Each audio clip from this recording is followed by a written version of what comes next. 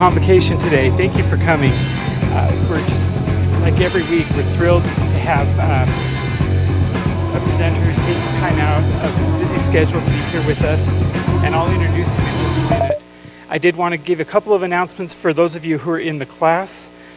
Just first of all, a quick reminder of our forgotten ID policy, that if you forget your ID, make sure that you talk to Natalie, who's up in the corner, or I think she's taking down the computers right now, but she usually sits up here.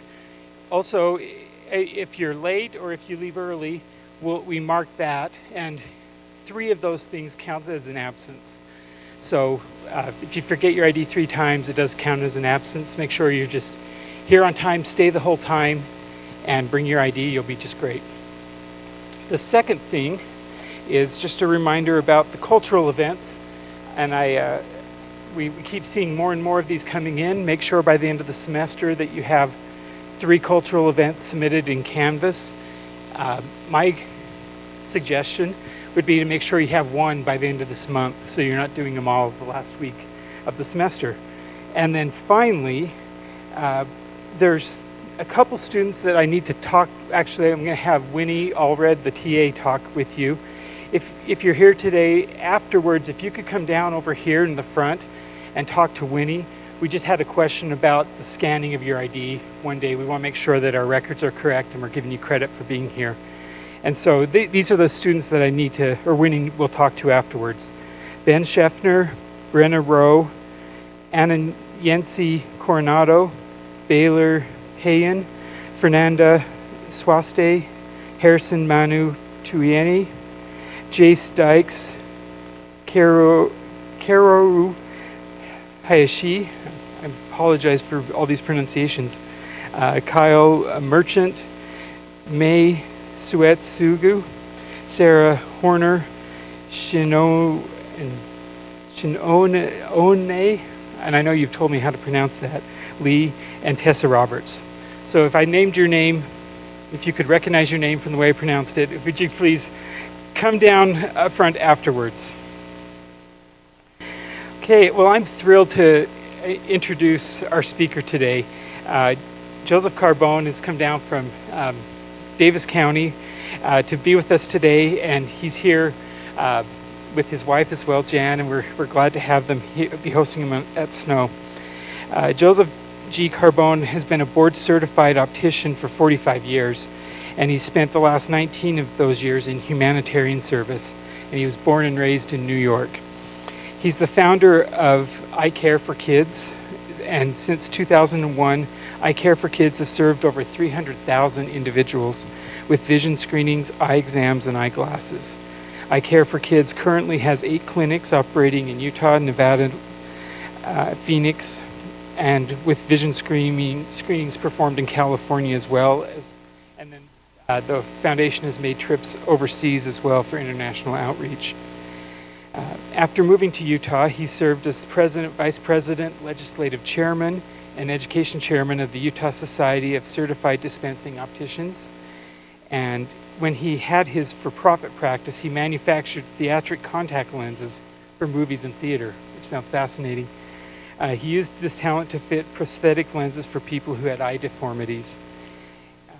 His summer vacations since 2003, so 17 years, have been spent in providing vision services into the more rural areas in the state. And in 2010, he helped pass a new Utah law that allowed licensed eye care professionals to participate in free screening opportunities for school-aged children. Representing I Care for Kids, Joseph was interviewed by Harry Smith for the NBC Nightly News.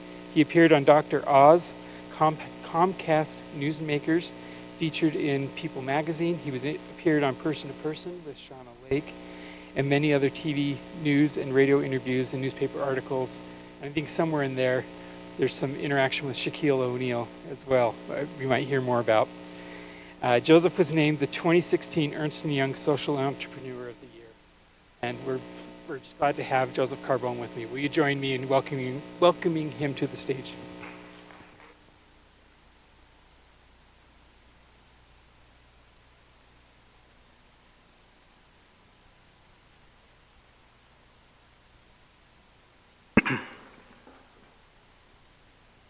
Hi. How's everyone doing? There. That's fantastic.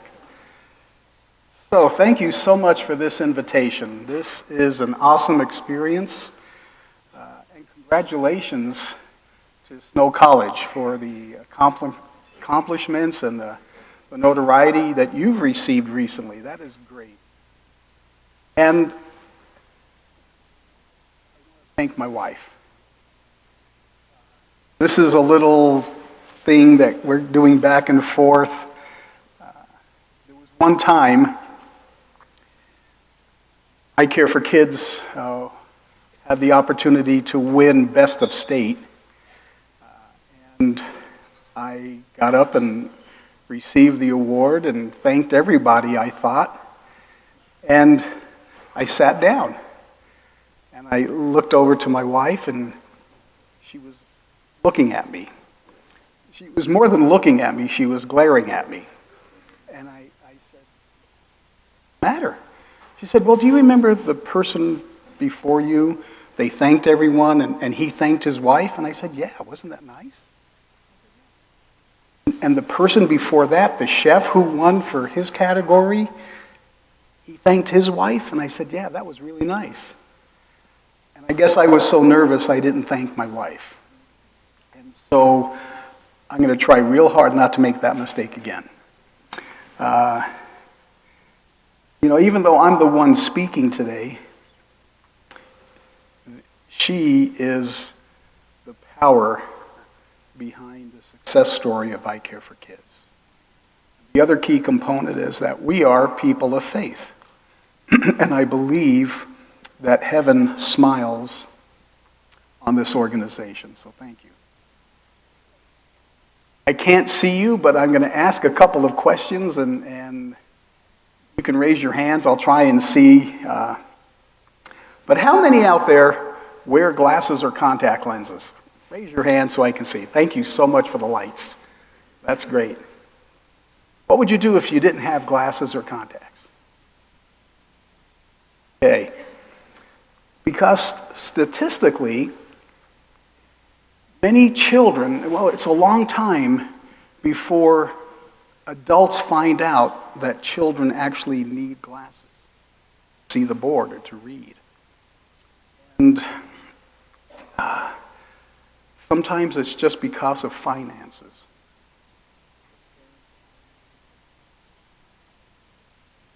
You don't have to raise your hand, but I would dare say there's probably one or two or more in this audience that may have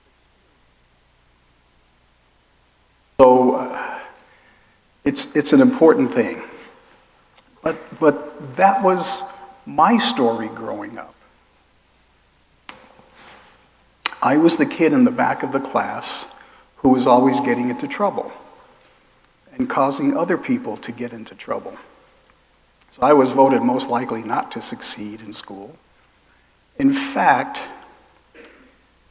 I was asked in my senior year by my guidance counselor to drop out of school.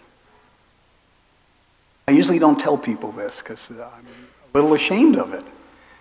And I was a senior in high school with sophomore subjects. I have a learning disability. It's really hard for me to read. When I look at things, I know how to read, I'm literate, but when I look at things, the words move around, the letters move around, and I had a vision problem on top of that. So I was the kid that we're helping today. So I went on with my guidance counselor's suggestion, and I went on to get my GED, and then went on to college. So sometimes life just works out the right way. Alrighty, so I have some slides here, and we're going to hope this all works. Alrighty. So I Care for Kids is a 501c3 nonprofit organization founded by myself, my wife, and a dear friend, Dee Hadley, back in 2001. I started volunteering in Salt Lake City at the 4th Street Clinic. That's a homeless clinic, if you don't know that. And they have an optical department of that. So I was volunteering there, and it kind of got in my blood. And then one day we had a young man come in from the Native American reservation off the Four Corners area, and someone brought him, drove him to the clinic. And this is way before I Care for Kids, when we had our regular practice called the eye doctor. And this benefactor drove him, paid for the glasses. He was nearsighted, and so he picked out some glasses and came back a week later. This is in the old days. We come back a week later and get your glasses. And he put the glasses on, and he looked out the window, and he began to cry. And he said, "I didn't know trees had leaves." And so sometimes you go down the path of life, and there are opportunities or circumstances that just change your direction a degree or two. And we've had many of those opportunities, and so the direction from for-profit to nonprofit began. All righty, let's see if this works.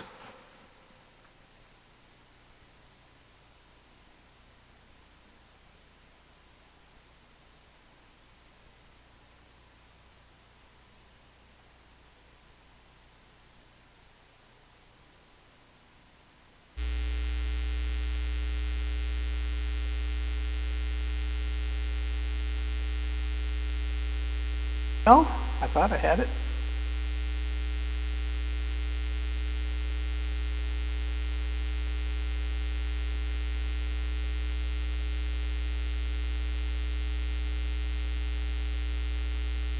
I have a terrific Making a Difference report for you about a genuine act of kindness 100,000 times over, and it'll really hit home for anyone who has ever found themselves squinting at a chalkboard. Vision is a thing many of us take for granted. Come on in. Joe Carbone is an optician on a mission. At Utah's I Care for Kids, the exams and the glasses are free. So I take this off, it looks blurry, but when I put it on, it looks normal. And set the kids free. Harry Smith, NBC News, Midvale, Utah.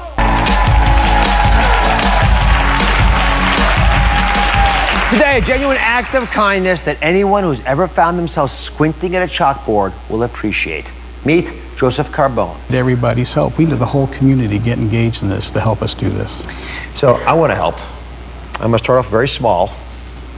These are glasses that I am donating to you. Now, when I was a little kid, I loved science, and I especially loved little bugs. And if you can't see the bugs, you can't understand the science of them. So I truly adore this stuff. And so all the boys and girls, if you want to see the gross stuff up close, they'll be able to use some of these glasses. So can you give it to the right child? I will do. The optical department at BJ's Wholesale Club is donating $5,000. $5,000 worth of eyeglass frames and cases to I Care for Kids, your group. I hope you solve a lot more issues than just these, but it's a real celebration of what you're able to accomplish. This is fantastic. This is just amazing. Thanks so much. So the People magazine article was several years ago, and it showed 75,000 children that we helped. And with NBC Nightly News and with Dr. Oz, who is an awesome guy, we hit the mark of 100,000. And once I started doing interviews and watched myself on TV, I realized something. I'm short. I'm never the tallest guy in the room. And later you'll see when my wife stands up, she's 5 inches taller than I am. That's all right. Opposites attract.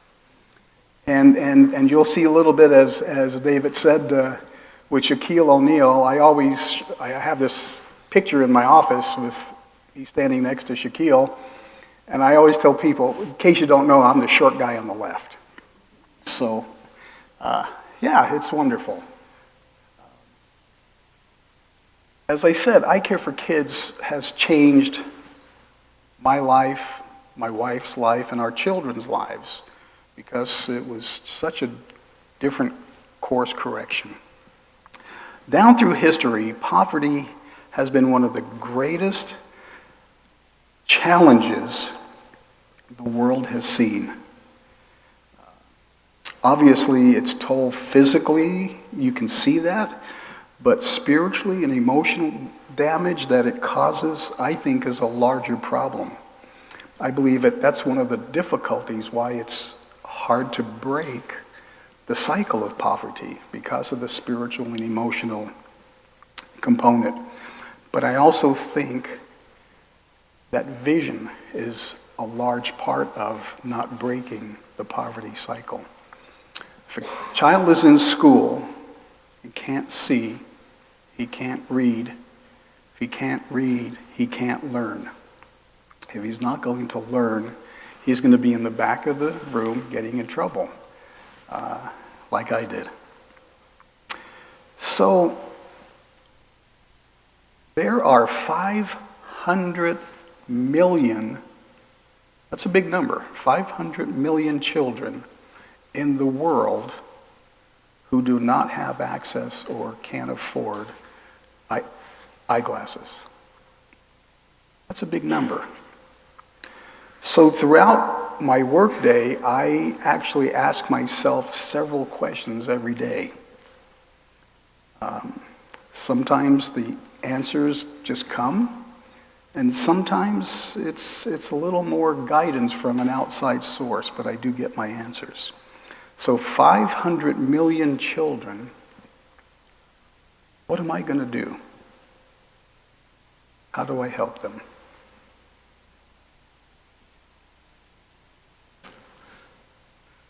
I Care for Kids has clinics in Utah, Nevada, Arizona, New Jersey, and this July we're opening a clinic in Kenya, Africa. We're so excited. We have been going for several years to Kenya and Rwanda, and have just been there for a week or so, but now, sorry about that, we're actually going to have a clinic that's there, so that is just awesome. So 25% of children who go to school have vision problems. And that's according to the Optometric Society nationally. But that's interesting. That is a white child in an upper middle class neighborhood. When a child is tested who comes from a different ethnic background and from a poorer neighborhood, that can skyrocket to 40%. So at least 1 to 2 kids out of every 4 are going to need eyeglasses.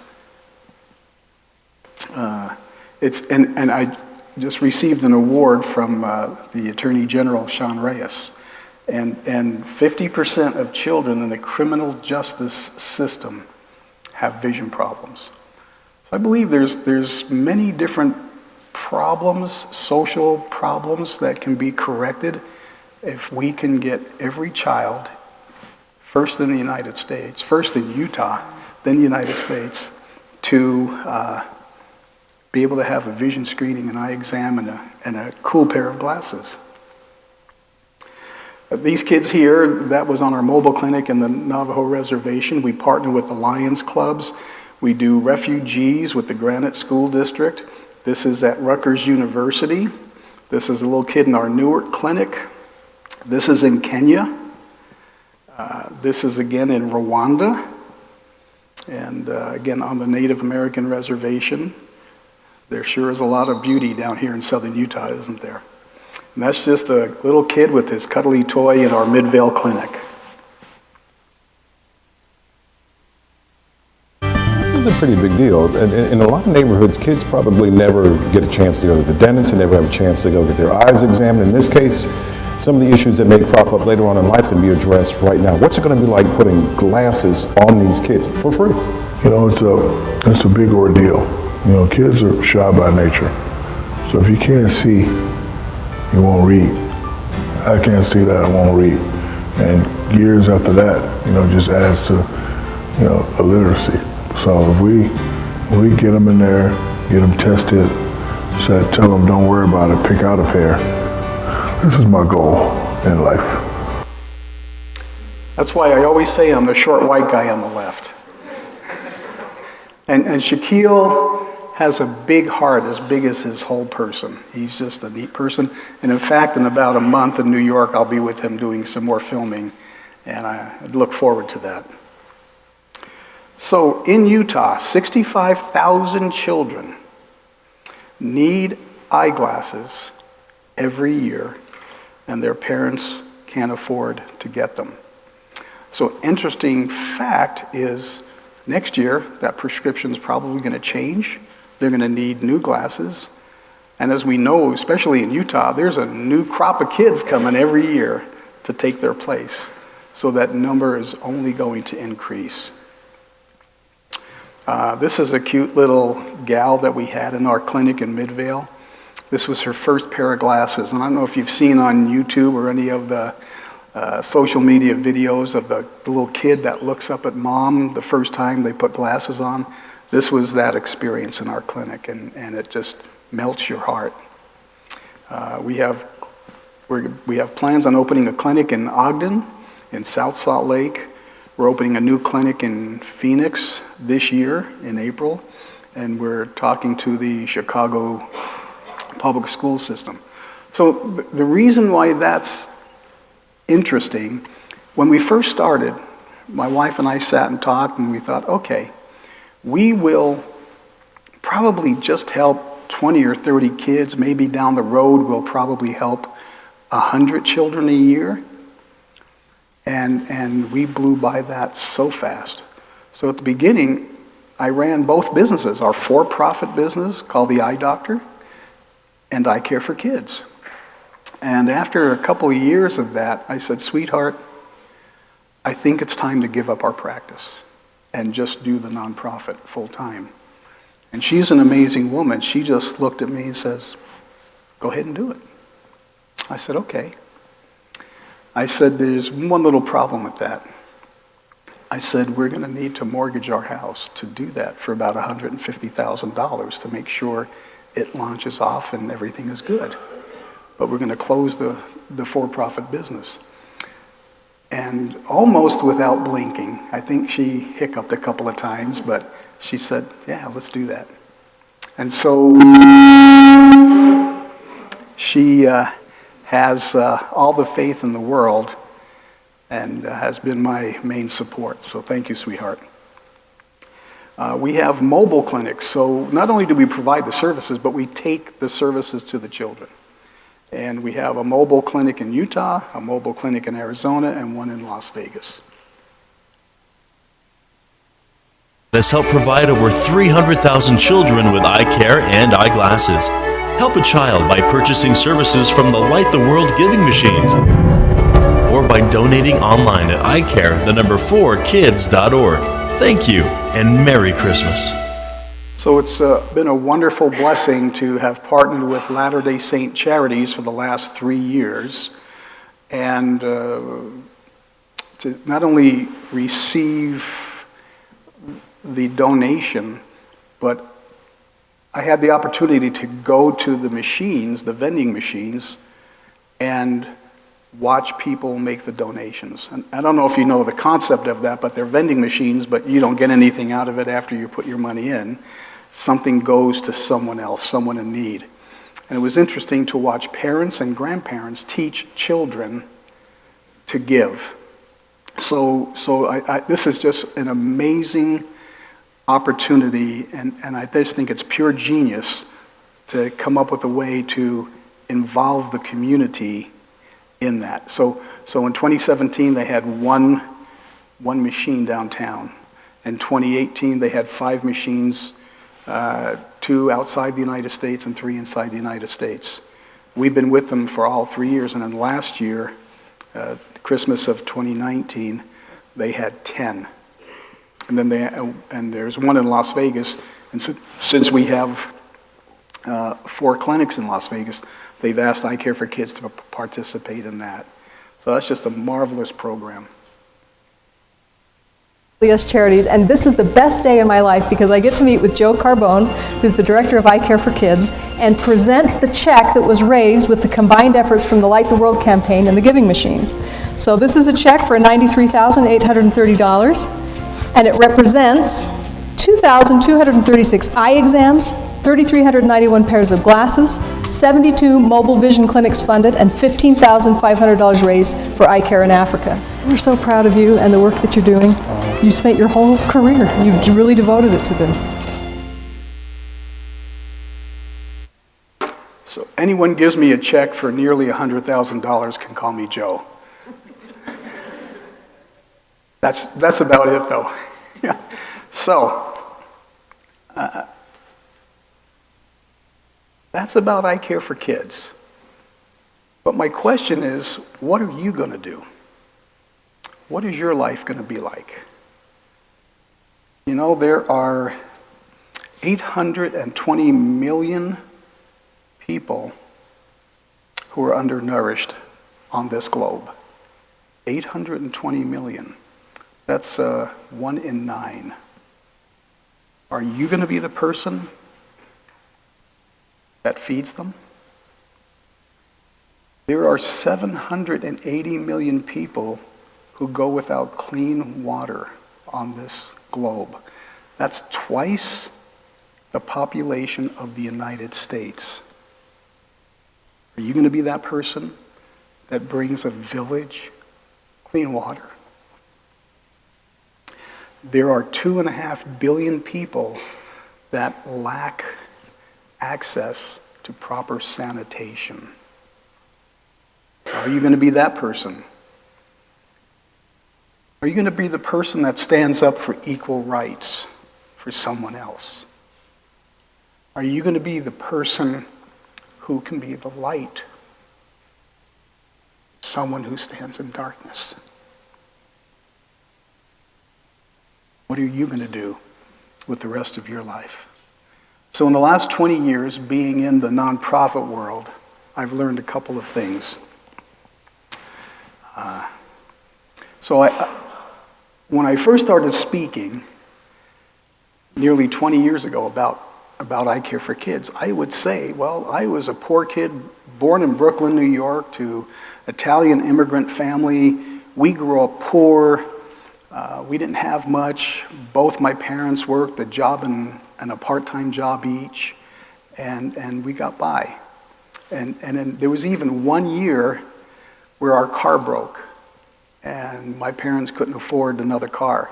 So we went without a car for a while, and there was a neighbor across the street who actually had an old car sitting in his garage for 10 or 20 years, got it running.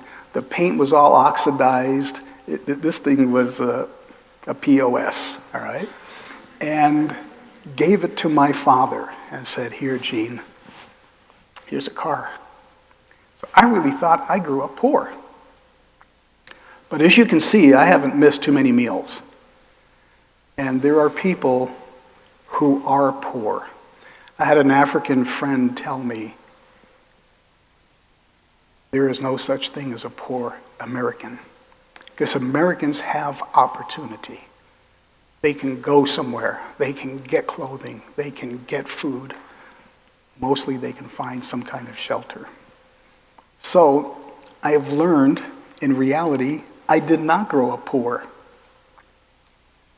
relative to the standards of the world. I've also learned that failure is okay. It's all right to fail. I think that's one of the reasons we're here, is to learn by our experiences, whether to turn right and turn left, and turning left may be the wrong thing. In fact, failure is necessary for our growth. It's necessary for us to learn, and we can learn to change. One of my definitions for success is not growing from failure to failure. Not going from failure to failure, but growing from failure to failure without any loss of enthusiasm. Just keep up and keep going. I thought my life's work would be my own boss, my own chain of optical retail stores, and I would have all the money in the world and do anything I wanted to do. But that changed when my wife and I saw the need of other people.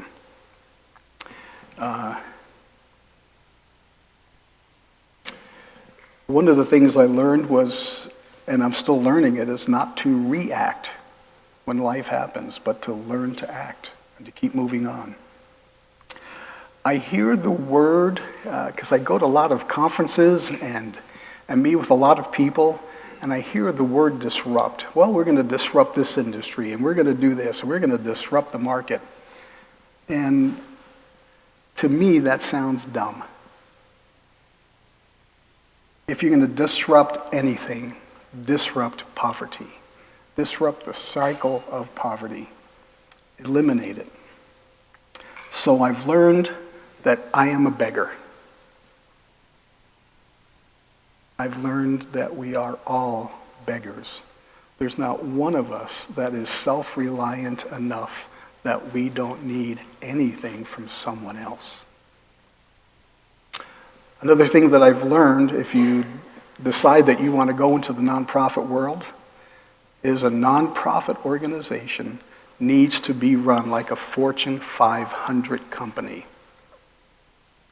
Everybody thinks, okay, I'm going to start a little charity, and we'll raise $5,000, and we have $5,000 on Monday, and you spend that $5,000 doing good Monday through Friday.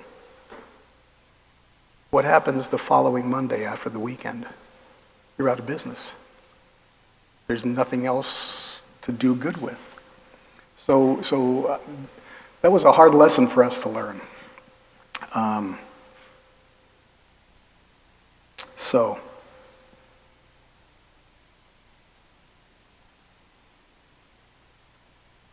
Vision, kids needing vision will always be there. I always thought growing up that my wife and I would retire very early and just enjoy life. We don't have any desire to retire right now. I'm 67 years old, and I'm hoping I get to do this for another 10 or 15 years. So I thank you for your time today, but I want you to go home and look in the mirror and see that person in the mirror and say, what are you going to do to change someone's life? What are you going to do to make the world a little better? I close with the question I asked at the beginning. What are you going to do? Thank you so much for your time.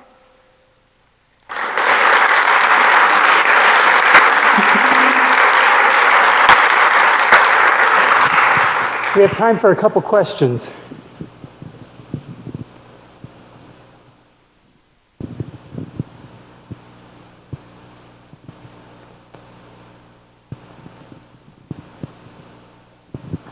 So, first of all, I think this is pretty awesome that you're able to do this and start something up like this. And I feel like a lot of us would be wanting to do something like this. But kind of on a personal question, how does one support themselves and their family while running a nonprofit organization? You know, like how are you able to, do you get personal donations to be able to support your family, or how does that work? Excellent. That's a great question. So two things. One is the nonprofit that we started was in the field that I was familiar with. So that's really important. If you know nothing about feeding 8 billion people, then that may be not the thing for you to do.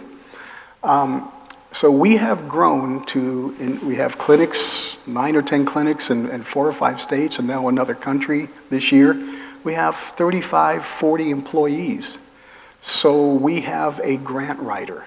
We accept Medicaid and Medicare when people have that to pay for their glasses. So as I said, I am a beggar. And we do events, we beg, we write grants. There are many good families here and everywhere, and organizations and banks and corporations and family foundations that donate to this. So as a regular employee of I Care for Kids, even though Jan and I started this, we're now employees of an organization that is run by a board of trustees, and it's not our company anymore. So we have to answer to them, and they make sure that everything is done accordingly. So we're employees. But that's a great question.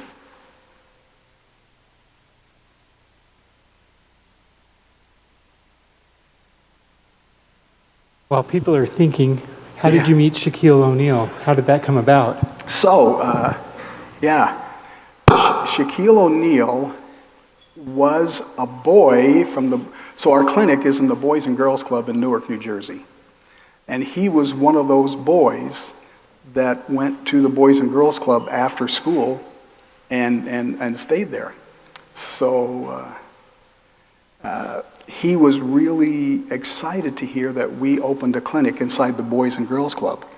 So as I said, we try to take what we do to the children, so we do it in mobile clinics. In Las Vegas, we actually have 3 clinics in schools, so the kid can just leave school and go down and get their eye examined and get their glasses. There's an optometry office right inside the school. Well, there was one in the Boys and Girls Club. So when he heard about this, he was so excited and came for the grand opening of that, and we became friends. He's just a great person. So that was the Boys and Girls Club, and the woman who worked there, Ms. Banks, is still working there. So when she worked there, Shaquille he was never a little boy, but when he was a boy, she was working there. And when he came back for that event, the grand opening, it was neat just to see the two of them hug and cry and kiss, and she still grabbed his ear and made him do what he needed to do. So that was fun.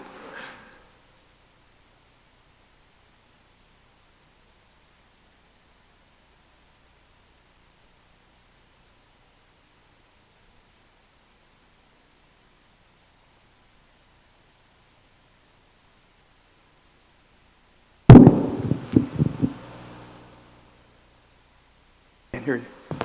I was just wondering, do you guys take used glasses donations? Thank you. Another great question. So the answer is yes.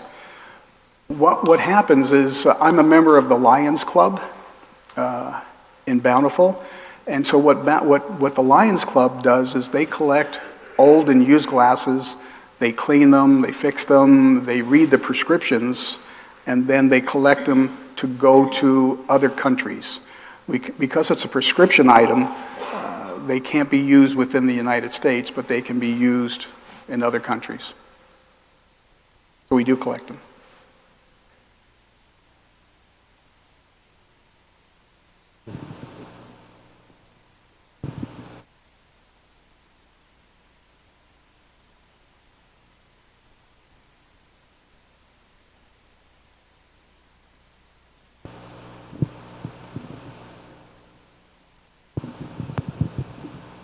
Are you also thinking of taking it to anywhere in Europe or Asia as well? Or are there already organizations there that are working towards eye care for kids?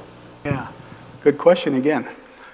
You said about Asia and about Europe, is that what you said, about going there? So our first international trip was to Laos.